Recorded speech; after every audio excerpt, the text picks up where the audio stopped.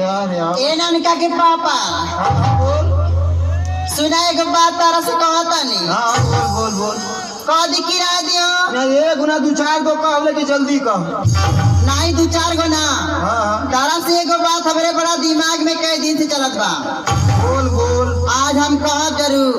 बोल का ये कहता नहीं। हाँ। तारा घर में हम नहीं रह। हमारे घर में ना रह ये भाई कहाँ है हमारे घर में ना रह रे। अब अपना हम माई के लगे जाई तो नहीं हर देवी जाई वो ये बताओ कि का है ना यह देवी।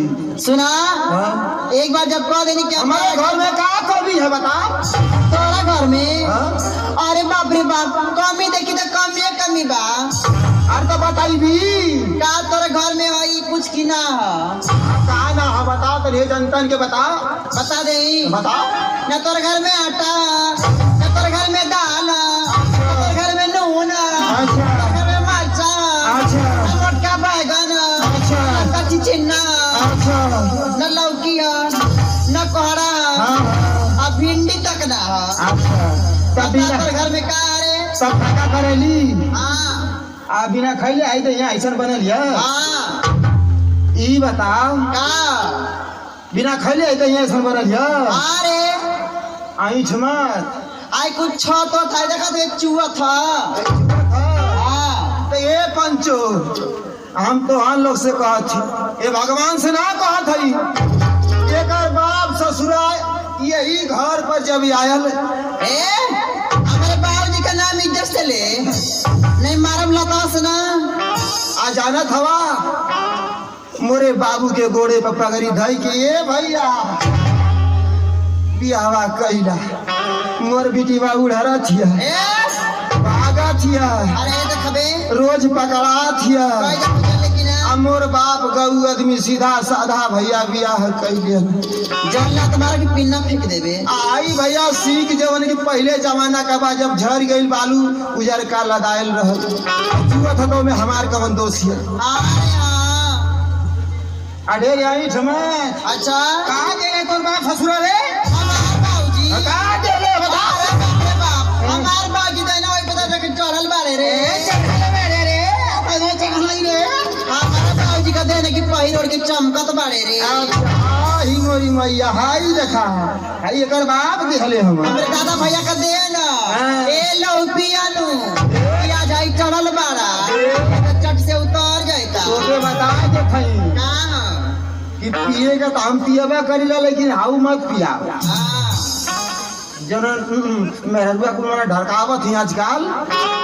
लेकिन सुना हाँ हमार बाबूजी हाँ। अरे हमारे बाबूजी तो के बड़ी कुछ दे ले बाड़े का तक गिनवा दे यहाँ पे गिनवा गिनवा गिनवा दे गिनवा दे अगर असले बाप का बेटी हो कभी अरे बाप रे बाप तो गिनवा दे। गिनवा दी सुना हाँ। दो आई माई बाप को जनता पंच सुनत बा अच्छा हमारा अभिनंदन भैया भी सुनत रे हाँ और सत्या भैया भी आयल बाड़े। बिल्कुल आयल हो। आज जोगिंदर जी साउंड सर्विस का हमें ना हाँ। हमारे पुआ के लड़का हमें अच्छा यो सुनत हमें बुआ का लड़का है हाँ छोटकी पुआ का अच्छा छोटा की प्रभावती पुआ का लड़का हम हाँ ए सुना हमार बाबूजी तो के का देले बड़ा सुना का गेले तो का पता हमार बाबूजी तारा के ठे घड़ी देना हो एक है घड़ी एगो साइकिल देना हो एगो साइकिल और एगो रेडियो दे ले रहन। एगो रेडियो। अब कल मेरे चोखा नियर मुंह पर ये भाई हम ये पंचन से बतावत ही भगवान से ना बतावत हई एकर बाप ससुरा हमके 3 चीज देहल ये ठे घड़ी देहल जो कबो दिन में 12 बजेबा ना कइल रेडियो ऐसन देहलस कि कबो दिन में सनसनइबा ना कइल आ साइकिल ऐसन देहलस कि जब चढ़ी तो फाक देना छुछिया फेंक दे जब चढ़ी फाक देना छुछिया फेंक दे।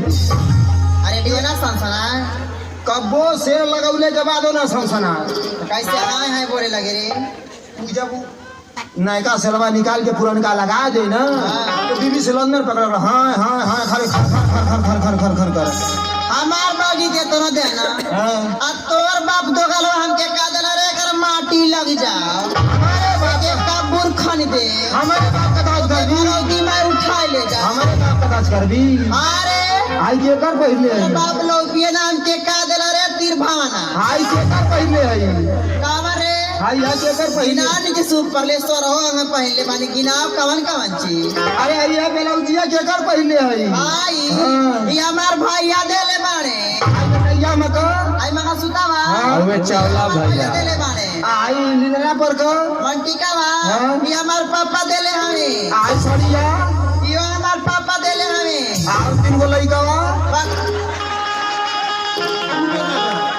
ये तुहार ना हो अरे काहे काहे अरविंद दवा दे ले अरविंद दवा नहीं कुल बात गलत सही बात है लेकिन ये सुना हां ऐसे ना कहल जाला कैसे कहल जाला उससे हम बड़ा प्यार करीला हो हमसे आही मोरी माई